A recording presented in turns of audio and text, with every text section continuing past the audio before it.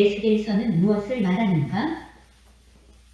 에스겔서는 전반부에서 주로 예루살렘의 죄악을 경고하며 후반부에서는 예루살렘 성읍과 여호와의 성전과 이스라엘 땅의 회복을 말하고 있다. 제사장 에스겔은 여호와의 성전의 죄악과 그것의 회복을 중심으로 하여 기록하고 있다. 그리고 33장 21절에 등장하는 예루살렘 성읍의 함락을 기준으로 하여 그 내용들이 반전을 이루고 있다. 에스겔서의 기록 연대는 여호야긴 왕이 바벨론의 포로가 된 시점인 BC 597년을 그 기준으로 하고 있다.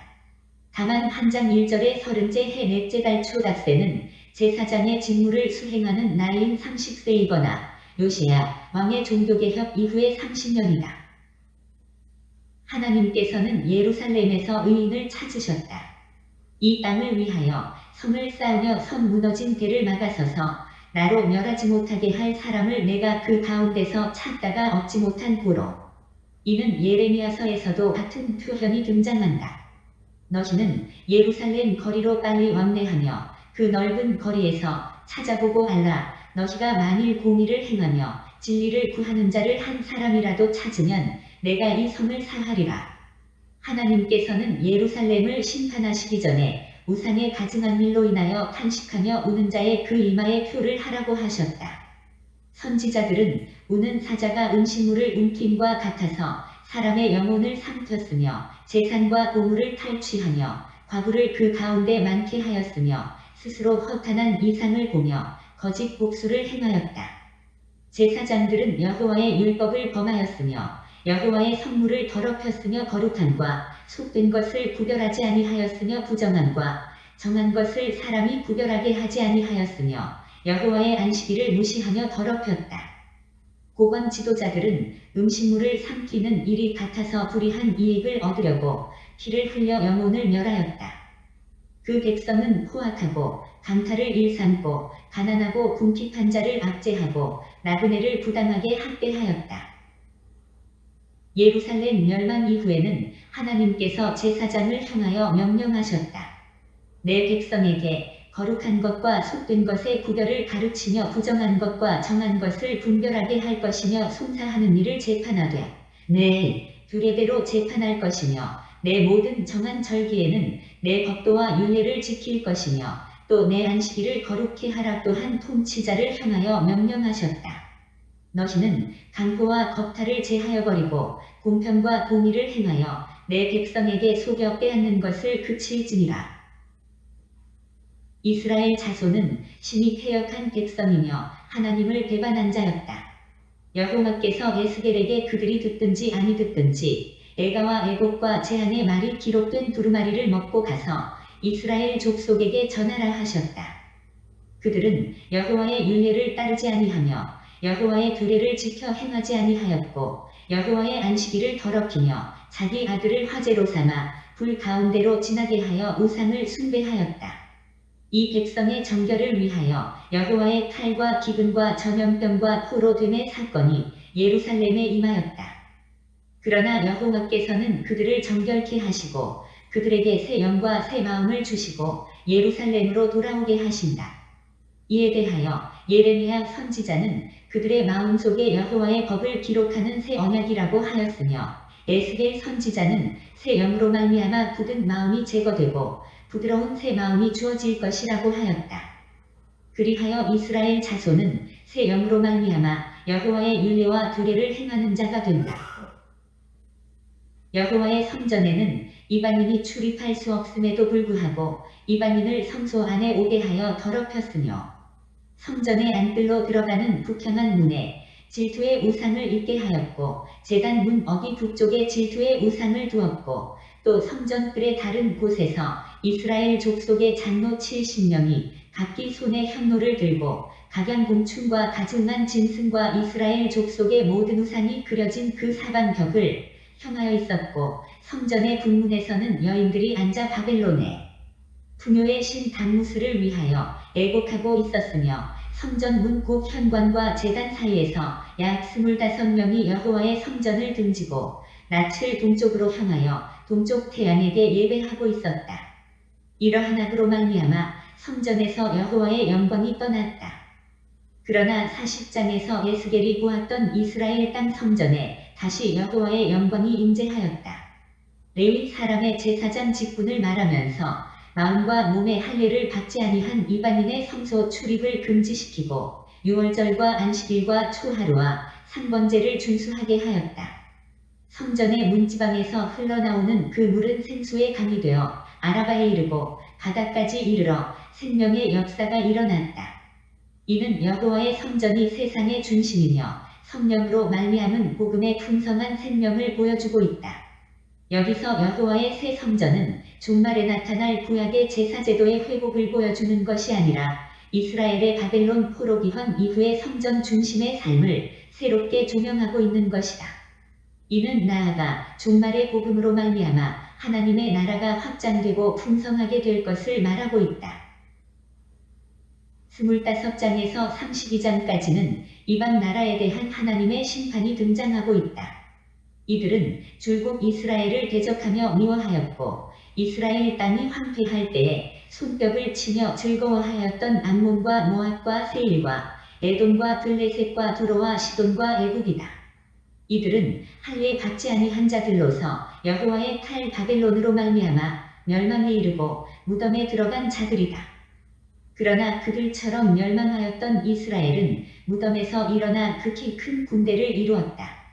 아수르와 바벨론에게 멸망한 이스라엘은 대적자 마곡 땅에 있는 로스와 메섹과 두발 왕국을 물리치고 7년 동안 그들의 무기를 태우고 7개월 동안 그 시체를 매장한다.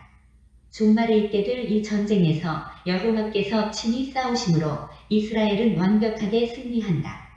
이스라엘의 목자는 양떼를 돌보지 아니하고 자기만 먹이고 타락하였지만 한 목자 곧 그리스도는 양떼에게 좋은 꿀을 먹이고 보호하며 인도한다. 이스라엘은 우상을 숭배하며 우상의 나라에게 도움을 요청하며 연애하다가 우상을 섬기는 애국과 압수르와 바벨론에게 배신을 당하고 패망한다. 그러나 이스라엘은 더 성결케 되고 여호와의 새 영으로 말미암아 새롭게 회복한다. 예, 오늘 에스겔서 말씀을 돌아보겠습니다. 에스겔서 말씀은 이제 좀 어려운 성경에 속합니다. 그래서 이제 사람들이 좀 잘 다루지 않는 그런 부분이 또 있기도 합니다.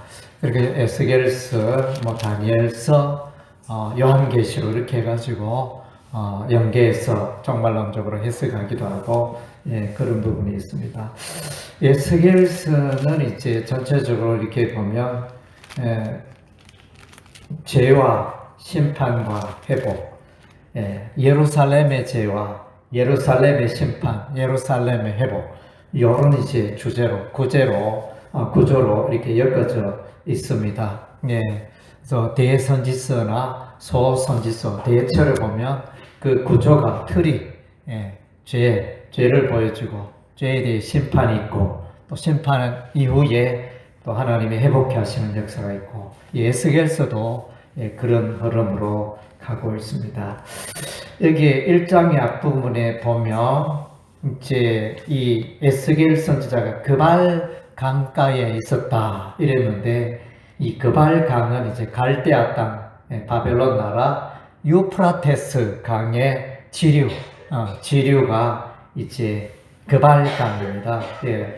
이제 에스겔 선지자의 이름, 에스겔이라는 이름의 의미는 하나님이 강하게 하시다 이런 의미가 있고 또 하나님께서 단련시키시다 이런 의미가 있습니다. 그래서 이 바벨론의 포로 생활 중에 하나님께서 에스겔을 단련하시고 이스라엘의 포로로 잡혀간 그의 백성을 연단시키고 이런 이제 흐름이 있는 것 같습니다. 이 에스겔은 제사장입니다. 제사장으로서 바벨론의 포로로 잡혀갔는데 그때가 이제 BC 598년이었습니다. 598년에 잡혀가는데 그러니까 예루살렘 멸망이 BC 586년에 이루어졌습니다. 그래서 이제 보면 예루살렘 멸망 12년 전에 느부갓네살 왕에 의해서 바벨론 포로로 끌려간 그 일행 중에 바벨론 2차 포로라 이렇게 그래요. 2차 포로 중에 끌려간 사람 에스겔 선지자였습니다. 그리고 이제 에스겔서의 전체적인 주제는 이제 하나님의 주권, 하나님의 통치, 다스리심 이렇게 생각할 수 있습니다. 그리고 이제 여기 보면 1장의 특징은 이제 내 생물이 나타나고 하나님의 보좌가 보이고 하는 이제 이런 장면이 나타나는데 이런 장면은 이제 이사야서 6장에도 나옵니다. 이사야 선지자가 하나님께 부름을 받을 때 이사야서 6장에서 보면 거룩하다 이러면서 거기서 이제 여호와의 성전의 모습이 보이고 하나님의 성전의 전의 모습이 보이고 거기서 이제 하나님의 그 음성을 듣는 그런 일들이 일어납니다. 그리고 이제 이 하나님의 성전이 또 열리는 장 요한계시록 4장에 보면 하늘이 열리고 거기서 이제 여호와 하나님이 계시고 또 거기서 어린 양 예수 그리스도가 두루마리 책을 떼는 장면 이렇게 해서 하나님의 성전의 모습이 이제 대표적으로 에스겔서 1장 또 이사야서 6장 또 요한계시록 4장에서 이제 이렇게 나타나 있습니다. 그리고 이제 우리가 여기서 또 우리가 기억해야 할 말씀은 2장 5절과 7절 말씀, 전도에 관한 말씀인데 그들은 패역한 족속이라 그들이 듣든지 아니 듣든지 그들 가운데 선지자가 있음을 알지니라. 7절에도 그래서 여기서 이제 듣든지 아니 듣든지 패역한 족속 그래서 7절에도 2장 7절에 그들은 심히 패역한 자라 그들이 듣든지 아니 듣든지 너는 내 말로 구할지어다. 전도의 기본 패턴인 것 같아요.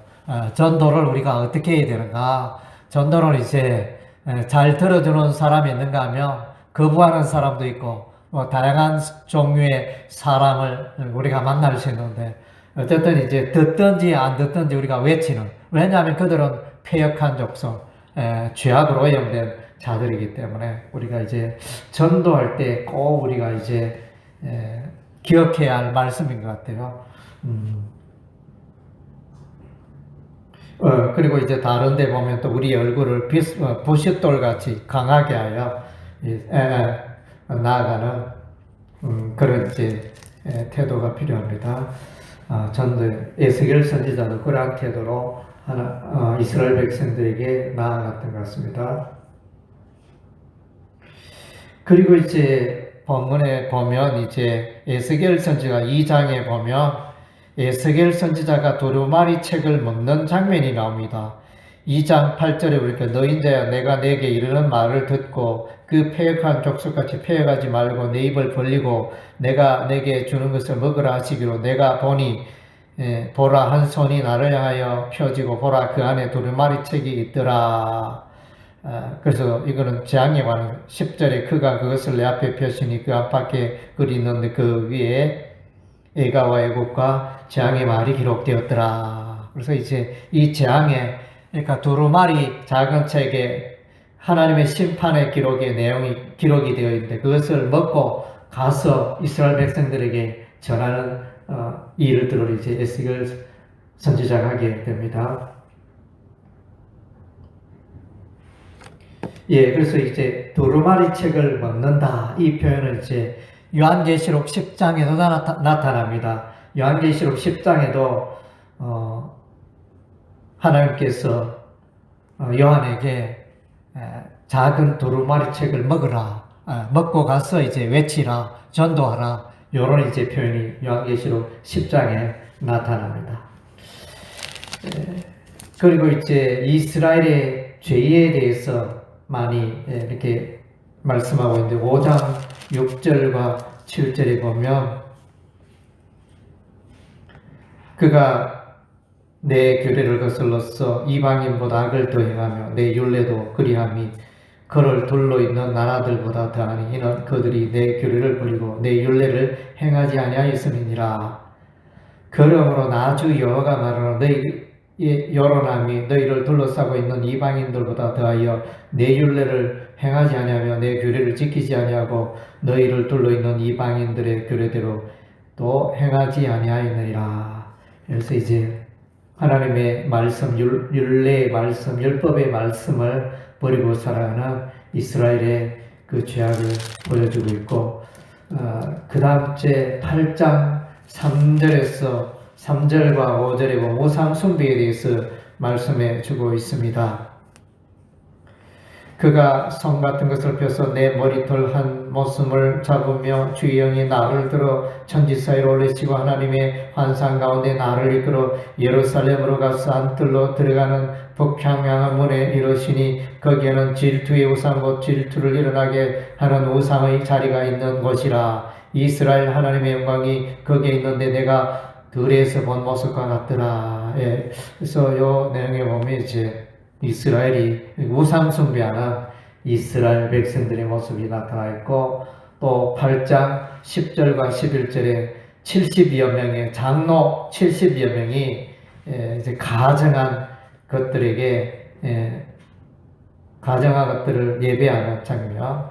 10절 11절에 보면 내가 들어가 보니 각양 곤충과 가정한 짐승과 이스라엘 족속의 모든 우상을 그 사방 벽에 그렸고 이스라엘 족속의 장로 중 70명이 그 앞에 섰다. 예, 그래서 여호와 하나님을 섬겨할 텐데 여호와 하나님이 그 전에서 이렇게 악을 일삼는 타락한 이스라엘 백성들의 모습을 보여주고 있고, 그 다음째 거짓 선지자의 타락의 모습을 13장 9절에 보면 이렇게 9절과 10절에 보면 그 선지자들이 타락했습니다. 그 선지자들이 허탄한 묵시를 보며 거짓 것을 점쳤으니 내 손이 그들을 쳐서 내 백성이 공에 들어오지 못하게 하며 이스라엘 족속의 호적에도 기록되지 못하게 하며 이스라엘 땅에도 들어가지 못하게 하리라. 너희가 나를 여호와인 줄 알리라. 이렇게 칠 것은 그들이 내 백성을 유혹하여 평강이 없으나 평강이 있다 함이라. 하여튼 이제 이렇게 거짓 메시지, 거짓 계시를 전하는 이 선지자의 타락한 모습. 그 다음 제 13장 17절, 18절에도 여선지자, 거짓 예언을 하는 여선지자가 나타납니다. 노인자야 너의 백성 중 자기 마음대로 예언하는 여자들에게 경고하며 예언하여 이르기를 주 여호와의 말씀에 사람의 영혼을 사랑하려고 손목마다 부적을 꿰어 매고 키가 큰 자나 작은 자의 머리를 위하여 수건을 만드는 여자들에게 화 있을진저 너희가 어찌하여 내 백성의 영혼을 사냥하면서 자기를 위하여는 영혼을 살리려 하느냐. 예, 그래서 부적을 가지고 또 수건을 두르고 하는 이런 장면. 오늘날도 이제 이래 보면 이단들 중에 이런 걸 모방하는 목회자들도 있지 않습니까? 예, 그래서 이런 부분, 여기서 이스라엘 백성들의 죄를 열거해 주고 있습니다. 그리고 이제 8장 14절에는 이제 여인들이 담무스를 숭배하는 장면이 8장 14절에 그가 또 나를 데리고 여호와의 전으로 들어가는 북문에 이르기로 보니 거기에 여인들이 앉아서 담무스를 위하여 애곡하리라. 그래서 바벨론의 풍요의 신인 담무스, 바벨론 신을 섬기고 있고, 8장 16절은 태양신을 숭배합니다. 태양신. 8장 16절 그가 또 나를 데리고 여호와의 성전 안뜰에 들어가시니라. 보라 여호와의 성전 문 곧 현관과 제단 사이에 약 25명이 여호와의 성전을 던지고 낯을 동쪽으로 향하여 동쪽 태양에게 예배하더라. 네, 그래서 하나님을 떠나서 이렇게 악한 우상 숭배를 하니, 그래서 예루살렘이 멸망할 수밖에 없겠죠.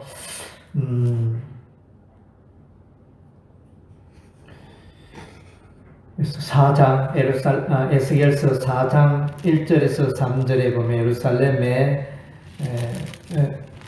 멸망에 관해서 이제 말씀해주고 있습니다.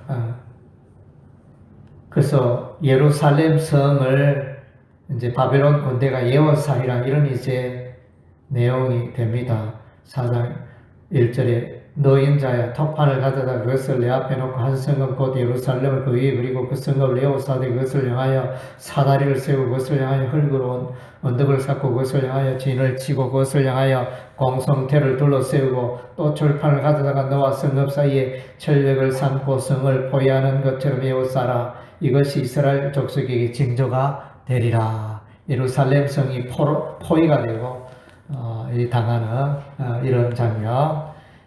그리고 또 이제 그 아래쪽에 보면 390일, 이 한쪽에 누워서 390일, 또 다른 한쪽에 40일, 반대편에 누워서 40일, 이런 내용이 납니다. 4장 4절에 보니까 너는 또 왼쪽으로 누워 이스라엘 족속의 죄악을 짊을 때 내가 넘는 날 수대로 그 죄악을 담당할지니라. 내가 그들의 범죄한 횟수대로 내게 날수를 정하여 곧 390일이니라. 너는 이렇게 이스라엘 족속의 죄악을 담당하고 그 수가 차거든 너는 오른쪽으로 누워 유다 족속의 죄악을 담당하라. 내가 내게 40일로 정하였나니 하루가 1년이니라. 이렇게 말하면서 이제 40년, 390년 이렇게 되면서 이제 390년은 이제 예루살렘이 멸망하기까지 이스라엘 분열로부터, 그러니까 남왕국 유다와 북왕국 이스라엘 그 분열의 시기로부터 예루살렘의 멸망까지를 이제 연도로 이렇게 삼는 것 같고, 요 40년도 이제 보니까 390년은 솔로몬이 신실하지 않은 때부터 예루살렘 멸망까지의 기간이다. 이렇게 설명해 주고 있네요.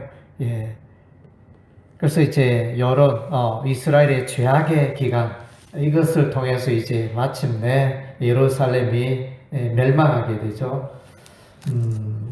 그리고 이제 5장에도 보면 멸망의 1장 2절에 보니까 노인자야 너는 날카로운 칼을 가져다가 삭도로 삼아 내 머리털과 수염을 깎아서 저울로 달아 나누어 두라.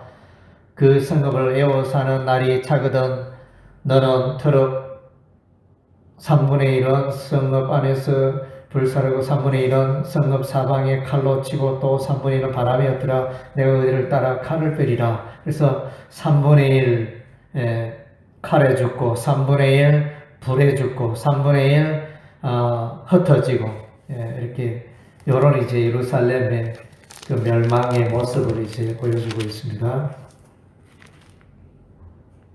5장 12절에도 너희 가운데 3분의 1은 전염병으로 죽고 또 3분의 1은 칼에 엎드러지고 3분의 1은 사방에 흩어지고 이렇게 이제 재앙의 모습을 말씀해주고 있습니다.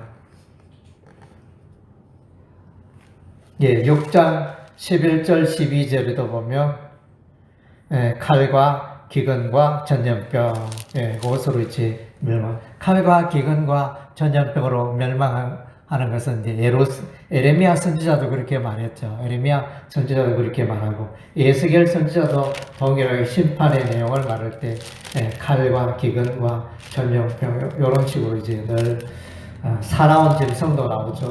그렇게 설명을 하고 있습니다. 예루살렘의 심판의 모습. 그리고 이제 11장 23절에 보면 여호와의 영광이 예루살렘을 떠나게 됩니다. 11장 23절 우리 다 같이 읽어볼까요? 여호와의 영광이 성읍 가운데에서부터 올라가 성읍 동쪽산에 머무르고, 그래서 이제 이 여호와의 영광이 떠나는 장면, 예루살렘을 떠나니까 예루살렘이 심판받고 멸망하게 되겠죠. 12장 3절에 이제 포로의 행장, 하나님께서 에스겔 선지자에게 포로 행장을 하라고 합니다. 낮에는 포로 행장을 하고 저물 때는 예루살렘 성벽을 뚫고 깜깜할 때는 그 행장을 어깨에 메고 나가는 장면, 12장 7절에 나오죠. 내가 그 명령대로 행하여 낮에 나의 행장을 끌려가는 포로의 행장같이 내놓고 저물 때 내 손으로 성벽을 뚫고 깜깜할 때 행장을 내다가 그들의 목전에서 어깨에 메고 나가니라. 예, 예루살렘 멸망 포로의 모습을 이제 그려주고 있습니다.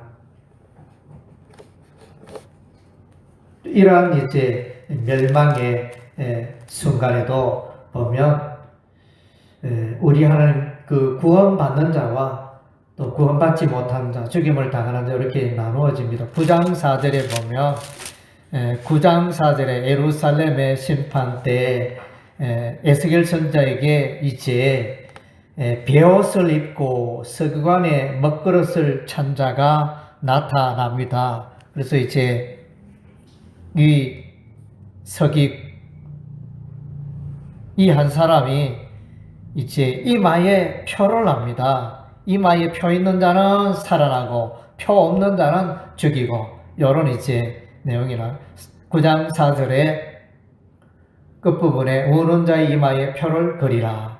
9장 6절에 여자를 다 죽이되 이마에 표 있는 자에게는 가까이 하지 말라. 그래서 이제 표를 받은 자는 살고 표로 받지 아니하는 자는 멸망하는 이런 장면. 이것은 이제 구원의 원리가 되어지고 성령의 인침을 받은 자는 살게 되지만은 성령의 인침을 받지 않는 자는 멸망하게 되는 것입니다. 예, 요한계시록 7장에도 그 하나님께서 심판하시기 전에 그 이마에 인을 치잖아요. 예. 이마에 인을 치는데 이 맞은 자는 구원받고 이 맞지 않은 자는 멸망당하는 그런 구원의 인을 이렇게 설명해 주고 있습니다.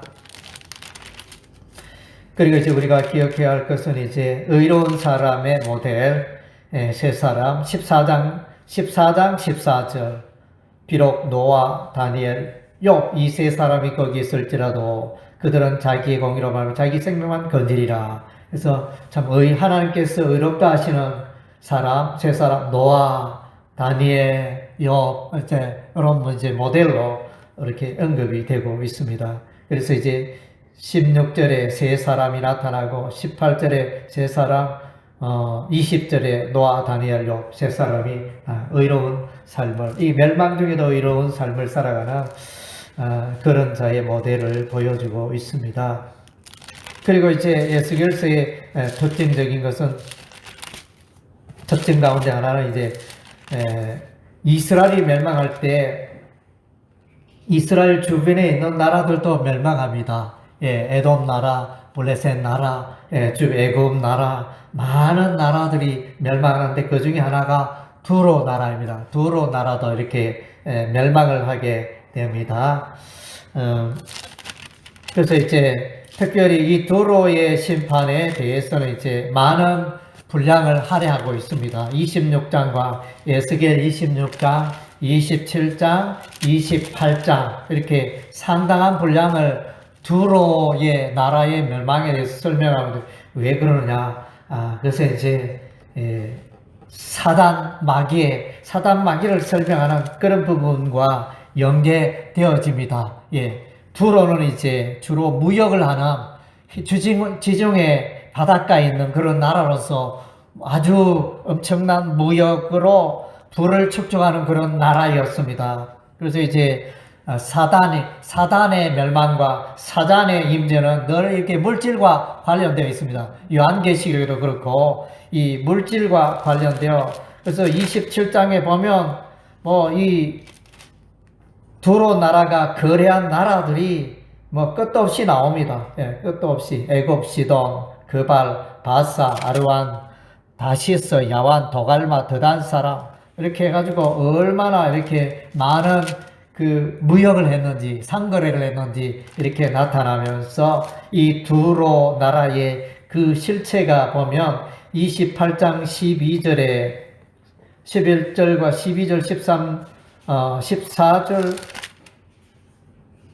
15절까지 제가 읽어보겠습니다. 인자야 두로 왕을 위하여 슬픈 노래를 지어 그에게 이르기를 주 여호와의 말씀에 너는 완전한 도장이었고 지혜가 충족하며 온전히 아름다웠도다. 내가 옛적에 하나님의 동산 에덴에 있었어 각종 버섯꽃, 홍버섯과 황버섯과 금강석과 황옥과 홍마루와 창옥과 청버섯과 남버섯과 홍옥과 황금으로 단장하였으며 네가 지음을 받던 날에 너를 위하여 소고와 비파가 준비되었도다. 너는 기름 부음을 받고 지키는 그룹이며 내가 너를 세우매 내가 하나님의 성산에 있어 불타는 돌들 사이에 왕래하였도다. 내가 지음을 받던 날부터 내 모든 길이 완전하더니 마침내 내게서 불의가 드러났도다. 여기 이제 두루 나라의 모습도 말하지만 요거는 이제 더 나아가서는 사단 마귀 루시퍼의 모습, 이사야서에는 이제 계명성으로 나타나죠.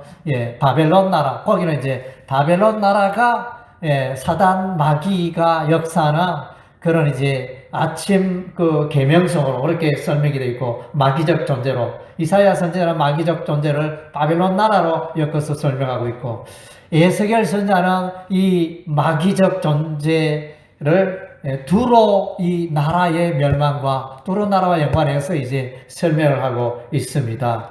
그래서 특별히 28장 14절에 보면 너는 기름 부음을 받고 지키는 그룹이며, 그래서 이제 이 사단 마귀는 결국 하나님의 천사였죠. 천사장이었는데 배반하여 이렇게 하나님을 대적하는 이런 세력이 사단 마귀가 되어지는 거죠. 그래서 불타는 돌들 사이에 왕래하였도다.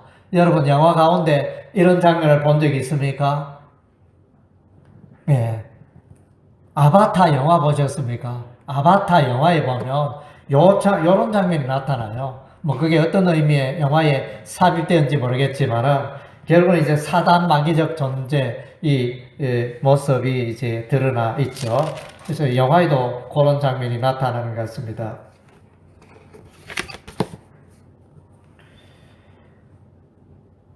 그래서 이제 예루살렘 멸망에 관하여 예루살렘을 심판할 때 예루살렘 심판하는 장 24장에 보면 녹선 가마가 나옵니다. 녹선 가마에 그래서 이제 양을 잡아가지고 그래서 각을 떠서 이렇게 푹 이렇게 꼬우는 장면이 나오죠. 그래서 꼬우는데 결국은 하나님의 목적은 녹선 가마 가마의 녹을 제거될 때까지 이렇게 엄청 끓이는 장면. 그래서 예루살렘 성을 이제 가마로 둥그니까 가마의 모습으로 상징하면서 거기에 오만 가지 그 죄악들을 제거하기 위해서 이제 하는 그 장면이 예루살렘을 녹선 가마에 비교해서 비유하여 24장에서 설명해 주고 있습니다.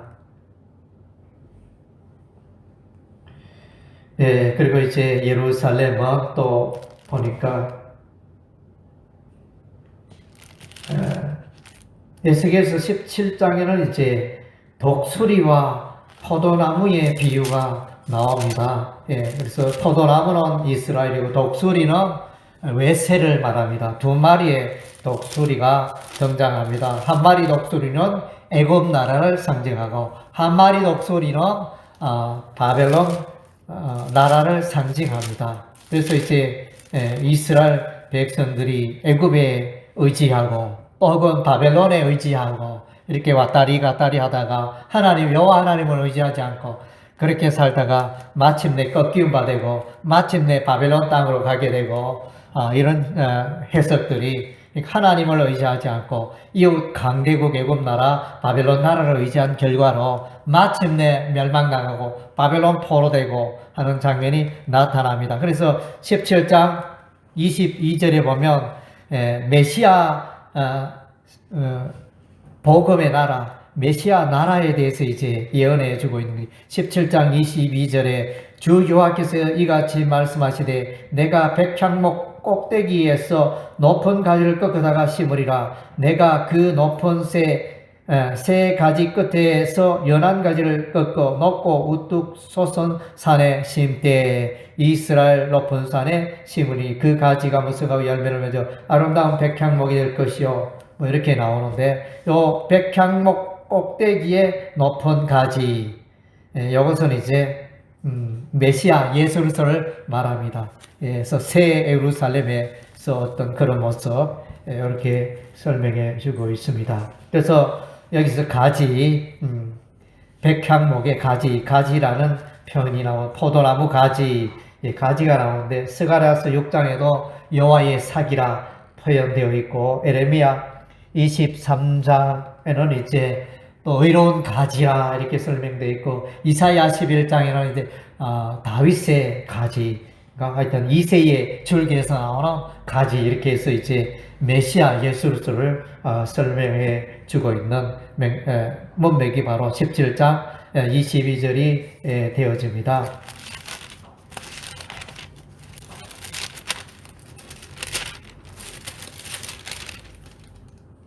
예, 그리고 이제 23장, 에스겔서 23장에는 이제 남왕국 유다와 북왕국 이스라엘의 모습이 이제 나타나 있죠. 오홀라와 명칭이 오홀라, 오홀리바. 오홀라는 사마리아, 오홀리바는 예루살렘, 사마리아는 북이스라엘, 예루살렘은 남왕국 유다. 그래서 이것이 이 오홀라와 오홀리바가 다 이제 애국과 행음하고 아수르와 행음하고 여호와 하나님을 의지하지 않고 살아간 모습을 말합니다. 오홀라의 의미는 장막을 소유한 여인, 오홀리바는 장막이 그녀 가운데 있다. 이런 의미입니다. 그래서 뭡니까? 이제 북이스라엘이나 이 남유다나 다 이제 그 예루살렘 여호와의 성전을 중심으로 살아가는 민족이잖아요. 여호와의 성전 중심으로 살아가는데 이들이 여호와의 성전에 그것을 버리고 이방 신상을 섬기며 타락하고 음행하고 하는 이런 모습을 이제 신앙적 분류를 이제 여기서 설명해 주고 있습니다. 그리고 이제 후반부에 40장에 보면 이제 예루살렘 성전이 나타나 40장에서 48장은 예루살렘 성전의 모습이 나타나는데 이 성전은 이제 어느 시기에 이루어졌는가 이렇게 질문을 할 수 있는데 통상적으로 이 성전은 에스겔서 후반부에 40장에서 48장에서 말해주는 이 성전은 역사적으로 성취된 바가 없다. 그러면 이 성전은 무엇이냐? 영적인 메시아의 나라, 새하늘과 새 땅, 이렇게 하나님의 나라, 복음의 시대 이런 쪽으로 해석하는 것이 타당하다 하겠습니다. 그래서 47장에 보면 성전 문지방에서 물이 흘러나와서 그 물이 가는 것마다 다 땅이 살아나고 다 이제 생물들이 살아나고 나무가 살아나고 하는 이제 이런 장면들이 나타납니다. 그래서 이것은 이제 예수 그리스도의 생수가 복음의 역사가 이루어지는 것에 새 역사, 생명의 역사가 일어난다는 것입니다. 47장 12절에 보면 강 좌우 가에는 각종 먹을 과실나무가 자라서 그 잎이 시들지 아니하며 열매가 끊이지 아니하고 달마다 새 열매를 맺으니 그 물이 성소를 통하여 나옴이라. 그 열매는 먹을 만하고 그 잎사이 약재료가 되리라. 이 표현이 어디에 나오죠? 이런 표현이 요한계시록의 22장인가 끝부분에 보면 21장 거기 보면 나와요. 요한계시록 마지막 편에 그 새 하늘과 새 땅의 그 모습을 말하면서 강 좌우편에 달마다 열매가 맺는 이제 나무들이 있고 생명나무가 있고 이렇게 이제 설명이 되어지는 그 부분과 이제 연결이 되어집니다. 그래서 이제 이런 부분이 있고 또 여호와의 성전 동쪽에서 생수가 나온다. 40장과 47장에 보면 여호와의 성전의 그 동편에서 생수가 흘러나가서 살리는 장면이 이어지고 있습니다. 그래서 하나님의 마음은 예루살렘의 회복을 말씀해 주고 있습니다. 39장 25절에서 28절에 보면 이제 예루살렘이 돌아온다. 이것을 계속 말씀해 주고 있습니다. 39장 25절에 그러므로 주 여호와께서 이같이 말씀하셨느니라 내가 이제 내 거룩한 이름을 위하여 열심을 내어 야곱의 사로잡힌 자를 돌아오게 하며 이스라엘 온 족속에게 사랑을 베풀리라. 예, 돌아오게. 28절에도 보면 전에는 내가 그들이 사로잡혀 여러 나라에 이르게 하였거늘 후에는 내가 그들을 모아 고국 땅으로 돌아오게 하고 했더니 이제 히브리어 돌아온다 슈버인데 돌아온 회복 바벨론 포로에서 돌아오는 그것을 이제 예언해 주고 있습니다. 그리고 37장에는 이제 마른 뼈 환상이 나타나죠. 예, 마른 뼈 환상이 뭐냐? 그래서 이제 들판에 광야에 뼈다귀가 쑥쑥이 쌓이는데 하나님께서 에스겔서 이제 이 뼈가 살 수 있느냐 물을 때 하여튼 이제 하나님께서 하실 수 있습니다. 이렇게 답변하는 장면이 나타나는데 그래서 이제 이 뼈들이 살아나죠. 하나님께서 말씀하시니 뼈들이 연결이 되고 그 뼈에 힘줄이 생기고 또 살이 오르고 가죽 피부가 덮이고 그래서 극히 큰 건대가 되는데 거기에 생기가 드러나서 이제 그래서 이거는 이스라엘 나라를 말씀해 주고 있습니다. 이스라엘 나라. 특별히 여기서 이제 우리가 중요한 것은 여호와의 말씀에 의해서 이들이 이 뼈들이 일어난다는 것입니다. 예. 그래서 하나님의 말씀이 이스라엘 백성을 다시 회복시키는 장면을 우리가 보게 됩니다. 그래서 들으라. 하나님의 말씀을 4절에 보니까 37장 4절에 보니까 또 내게 이르시되 너는 이 모든 뼈들이 되어나 이르기를 너희 마른 뼈들아 여호와의 말씀을 들을지어다. 그래서 하나님의 말씀 이걸 들으니까 이 뼈다귀가 살아나는 이런 역사가 믿음으로 나올 때 이제 생명의 세계에 들어가는 어떤 이런 비유를 이제 말씀해 주고 있습니다. 그래서 예루살렘이 이와 같이 회복이 되어지고 또 예루살렘이 회복이 되어지는 데는 여기에 이제 성령의 임재가 있습니다. 36장 26절에 보면 또 새 영을 너희 속에 두고 새 마음을 너희에게 주되 너희 육신에서 굳은 마음을 제거하고 부드러운 마음을 줄 것이고 또 내 영을 너희 속에 두고 너희로 내 윤례를 행하게 하니 너희가 내 규례를 지켜 행할 것이니라. 새 영을 성령의 역사. 에레미야 31장에는 이제 거기는 하나님 새 언약이라는 단어로 복음의 시대, 메시아 시대를 표현했는가 하면 에스겔 선지자는 새 영, 성령의 역사, 복음의 시대, 메시아 나라는 성령의 역사다. 그것을 이제 말씀해 성령의 역사를 때 시간을 가졌다. 새로운 세계가 하나님의 나라가 열리게 되는 것입니다. 아멘. 그리고 이제 특별히 또 37장 25절에 보면 다윗이라는 단어가 나타납니다. 조금 특별하죠. 다윗은 벌써 이제 사망했는데 37장 25절에 내가 내 종 야곱에게 준 땅 곧 그의 조상들이 거주하던 땅에 그들이 거주하되 그들과 그들의 자자손손이 영원히 거기에 거주할 것이요 내 종 다윗이 영원히 그들의 왕이 되리라. 다윗이 부활합니까? 그런 개념이라기보다는 이제 하나님께서 다윗에게 약속하신 다윗의 그 왕위가 영원하리라. 다윗은 죽었지만 다윗의 그 왕조, 그 나라, 다윗은 결국은 이제 메시아로 이어지니까 그 왕조 하나님의 나라가 영원할 것을 이제 또 말씀해 주고 있습니다.